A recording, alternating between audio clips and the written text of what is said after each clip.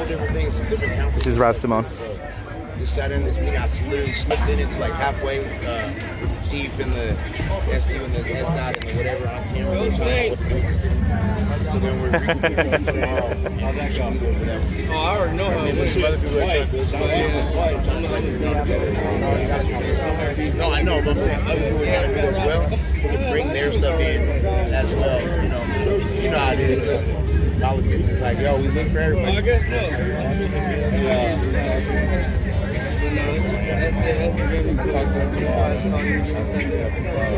Alright, bro, I just want to tell people what you got going on. Yeah, what's going on? What's going on, bro? You tell me what's going on. That's our job. We're not here to ask loaded questions. You say whatever you want to say. I mean, this is what people have been calling CHAZ, but it's not that. It's Chop City, Capitol Hill organized protest. That's what we call it.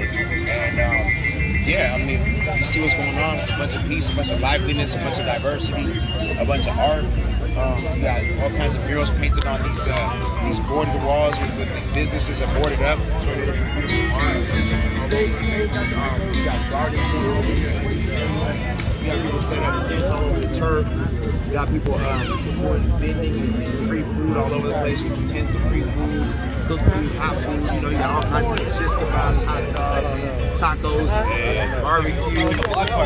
Yeah, it's like a block party out. And what's so trippy is that, we were out here when there's only like 12 of us out here. After we had just, got done boring it out with the cops, and the cops like bombing us with things, us being peaceful, just, protecting ourselves. I had all the people in the crowd, I had them all like mobilize and bring all their umbrellas and put umbrellas to the front, hold it down so we wouldn't get hit with the rubber bullets and wouldn't get as badly affected by the tear gas and the chemical warfare that they're spreading on us and the pepper spray base and all that stuff. So going from that to like residents being like, yo, I'm so glad that you're out here, so glad safe. Actually glad that I'm out here with my gun, all that stuff. I'm so glad I feel so much safer now that the police are gone and that you're here holding it down. Residents have told me that they've had their windows all the way closed, but their newborn baby's room has tear gas seeping through. So shit like that where it's like, we're out here thugging it out, holding it down, be like, yo, can you please hold this ship? I'm out here 24/7. I need somebody else to hold that, make sure that the entrance over here is good, entrance over there is good. Need someone over on that one. Need someone walking around and making sure things are good. Need to protect the precinct and make sure that no outsider comes with their own agenda trying to mess up what we got going on and burn the precinct down or break into it. I had to stop it from so many things like that, where it's different weird little, weird little things like that, where we had one this night, 2 nights ago, where this camera crew came up, I think it was CNN or MSNBC, one of them guys, they came up and set up this whole like 2 LED lights, big old camera with beanbags and shit like that, and then not even 3 minutes later, some rando person comes out, from out of nowhere and throws a gasoline and match and tries to light the precinct on fire, and they just happen to be there videotaping right then, and everybody's all looking at them like, what the fuck is that? So little weird shit like that's been going on. People trying to create division here and all that stuff, So we just been trying to hold it down, mediate any kind of issue. We haven't even had any fights out here. It's all just been like, if it is anything yelling that gets brought down, de-escalated, mediated, and then just give money for either handshaking or hugging it out, no attacks on the precinct has been held down. Every attack, every tried attempt has been, shut down. And that was a whole different energy. Some people are like, yo, it's weird, it doesn't feel like it's a protest anymore, it feels more like a block party or a Coachella or some shit. Some people are upset, since when they've been here this whole time, and it's like, yo, like we were out here getting shot and getting beat with sticks and, all that stuff, and, these are the grenades, we got, Purple Hearts and shit, you know what I'm saying? So some people are feeling like, fuck, people's, like, wigs got split open and people are brain damaged forever now because of those rubber bullets that they deployed incorrectly. You're supposed to shoot them off the ground and it's supposed to be like that, and it's supposed to be for, like, real volatile situations in prison where people are shanking each other to death. So you shoot the rubber bullets into the things to stop that up. It's not supposed to be used against innocent, peaceful civilians who are over there with their hands up saying, hands up, don't shoot. You know what I'm saying? That's like bringing a bazooka to a fucking prayer meeting or something. You know what I mean? So it's different. For me, I feel like this is beautiful. You take the good and the bad. You know what I'm saying? We got tourists that are coming in out of nowhere that are just trying to get a good little whatever, get a good selfie or whatever that they can post to say Black Lives Matter. You got people that are treating like Coachella, but the thing is that you didn't have that, and you rewind to like two or so nights ago, and it was just us, like the 12 of us, the 8 of us, the 15 of us, depending on which time it was that were out here. That's leaving us way more vulnerable for any kind of attacks, any kind of issues. So it's like right now, it's like, what are you gonna do? Imagine if you're some racist person that wants to like take this shit out. Like, you're not about to come over here and shoot up all the kids in the crowd and all the mixed race people, all the, there's only one race, but all the mixed complexion people out here, you know what I'm saying? Like, that's not, you can't do it, even if, let's say you're the police and you're trying to be tricky, you're trying to do some like weird thing, who knows why. You can't just go out here and just start bombing everybody out. How can my people support you that are watching right now? How can they support what you're doing right now? I mean, come out, and try and keep the focus though. Like, what we're focused on is accountability. I mean, it's Black Lives Matter because that was the movement that propelled all this shit, It was a hashtag that was already super popular for the years of work that they put in. It's like that, but at the bottom line is accountability for police officers and understanding that Black lives are extra disproportionately affected by that. You know what I'm saying? It's almost like the darker your complexion, the worse that you get it when it comes to the system. So, understanding statistics, it's not even a guessing game anymore.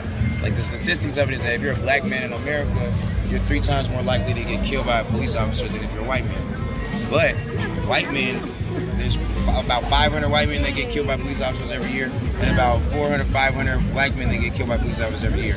It's just that there's only about like 12, 13% black people in America, and it's like a way larger amount. Like, They try to say it's the same. 70 something or whatever percent, anywhere between 50 and 80% of white people in America. You know what I'm saying? So it's not the same. It's the same numbers, but it's times and times and times more. You know what I'm saying? So, but it doesn't matter at that point. The point is that the system's fucked up. It's made to be fucked up like that. The system was created. Police forces were created to wrangle slaves.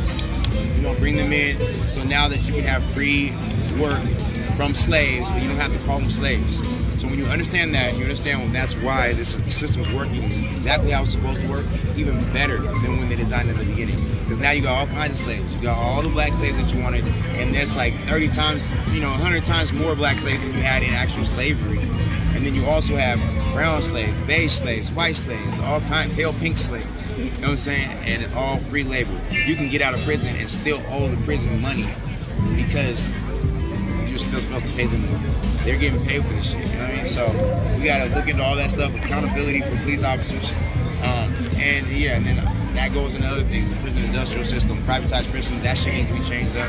Why are they privatized? Like, why are they, you can't have capitalism when it comes to prisons. That's crazy.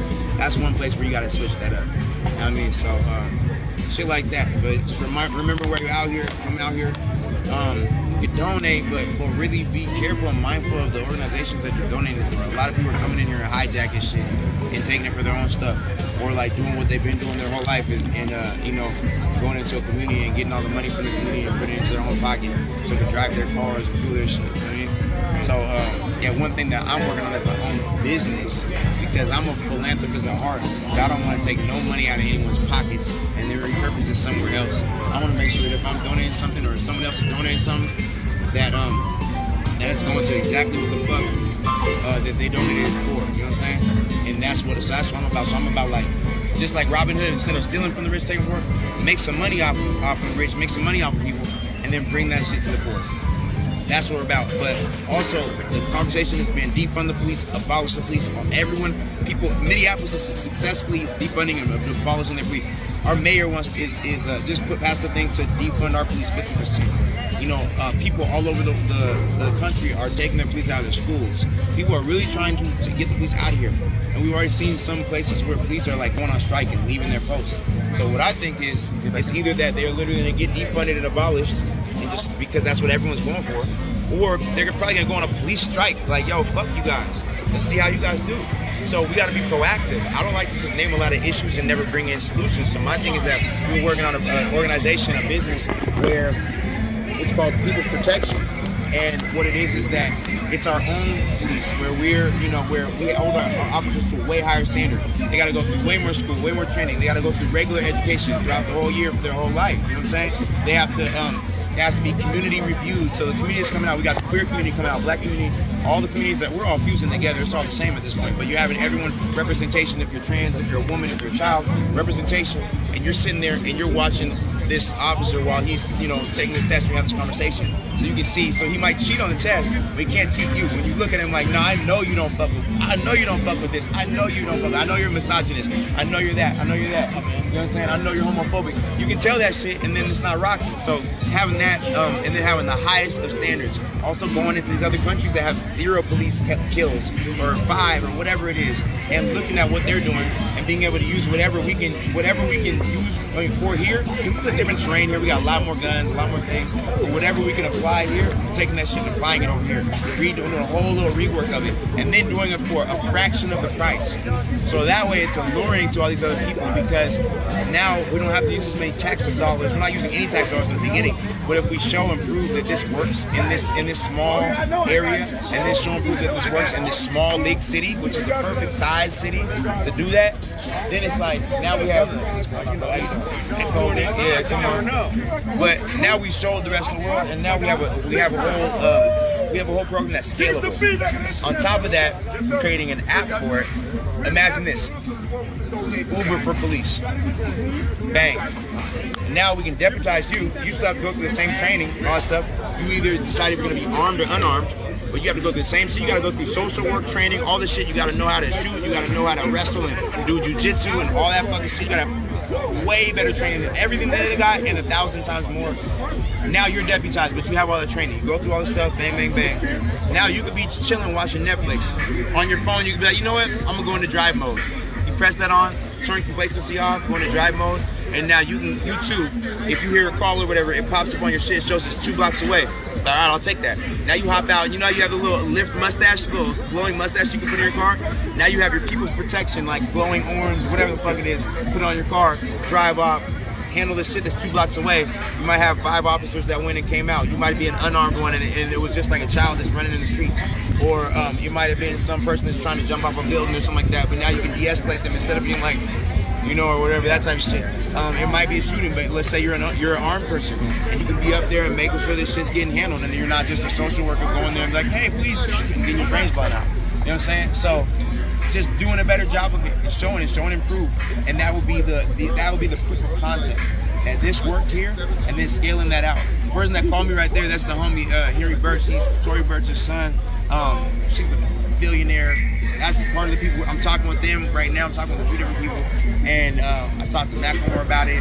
Talked to a few people in Seattle. I got some of the little famous Seahawks guys that want to jump on and want to tap in as well. So it's one of those things where we're going to do it throughout the city, and then from there take it to Minneapolis, and then take it everywhere else from there. You guys are from Minneapolis? Yes. Yeah, that's dope. But yeah, that's the next one. Just to hold these hubs down and then go from there. And so now, not only is that force really scalable, and my building, my $2 million building downtown, that's gonna be the first precinct that we have. It's downtown, it's not right here, but it's downtown. But that way. That'll be the first precinct. I'm donating that to the cause. And then, now we have this app as well, and that's completely scalable. And we take that throughout the country and to any other countries that this could help. So that's what I'm doing. All right, bro. We're gonna just film it around here and just show people what's happening for real, and just let the camera do the talking. Ask you a question. So obviously the media on both sides has been portraying you as a warlord, and I wanted to know what you thought about why do you think that is? Why do you think that they're portraying you in that light when nobody here really agrees with that as a warlord? They use the word warlord monarch, on both sides, not just on the right or but also on the left. So I'm wondering. They have, that's crazy. Yeah, I'm wondering why. And what you think, what your thoughts are of why they might be doing that. So I was leading a lot of marches, like just being a natural born leader. I didn't do any like official marches. It was just people like, yo, lead this march, Raz. Yo, we need the people need your voice. Like, you're a leader. Like, please help lead us. Or like I just start talking to people like this with my regular voice, and then people start crowding around, and then we got a little movement. So just the fact that I'm a natural born leader, a natural mediator, I think a lot of people started like coming at me and all that stuff. And then I'm also a natural born protector. So when we heard that there was 30 white supremacists marching on us, trying to create trouble with Proud Boys, and Proud Boys, whatever they call them. Yeah. hopped in the trunk and pulled out the AR-15 and was just like, all right, well, if they come here, we're gonna have a conversation with them. If they start shooting, then they're gonna have to shoot through me. I got my bulletproof on and I'm gonna shoot back. So your intention that night was more of a deterrent, not like trying to escalate. Yeah. Yeah, I wasn't planning on exchanging any kind of fire because I don't think that they're stupid like that and I'm not stupid like that. You know, so that's all that was. It was more for protection. And I imagine that if they did march up here, I'd probably have a good conversation with them. They'd probably end up liking me. I've heard you say that you don't know what a Proud Boy is and that you'd like to have a conversation with them because maybe we could come to some sort of agreement. You feel that way still? I do. I've actually had some people that said that they were self-proclaimed cowboys and they want to have a conversation. I had like one of their wives that hit me up and said, yo, a lot of them are not racist. They just, think this and think that, and they're trying to protect their communities. And so, they'd like to actually have a conversation, like bridge that gap. So I'm like, fuck it. Yeah. It's funny because even like as someone who's white, I didn't even think about sitting at the table with them and thinking like maybe they, I don't know why they believe what they believe. Maybe we should listen to them. So I think that's a really interesting perspective. Thank you so much for talking to us. Hey, thank you. Appreciate everything you're doing out here, man. Thank you. Steph, you have a great one. Yeah, you too. All right.